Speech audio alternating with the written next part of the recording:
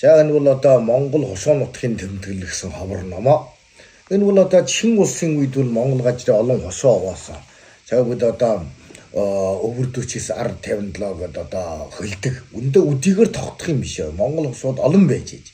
Одоо манай ар өрөөс эхлээд одоо баран одоо хөхнөр хүртэл олон хошуугууд хаваасан шүү. За тэгээд өдгөр хошуугуудыг юу гэж хаваасан?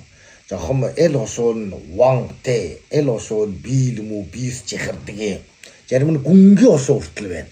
За тэгээд одоо гүн хэмээрдэг хошуу нь ямар хошуу юм? Яагаад ийм хошуу болгосон юм? Чүнхэл нь хошууны газрын хэмжээ нь одоо хаагууран жааг болгодог юм. Чүнхэл энэ төр олонхын үний нутг усныхын тэр таньж мэддэг уулууд гарч ирнэ.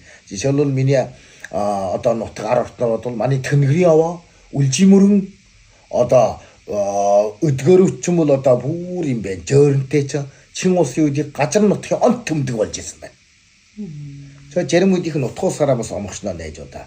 Тэгвэл одоо өний үжүүлбэд одоо өл нутг улсын өл хошуу ямар байдалтай болсон. Тэр мөртөө нэг хошууг л одоо заавал энэ хошуу нэг ямар нэг овог юм гачаар мэссэн биш ээ. Бас л одоо олоо овог юмгууд бүр нийлээд дотор нь сууж байна. Инглиган бүж зарим үед хошуу нутг хаваахыг бэя.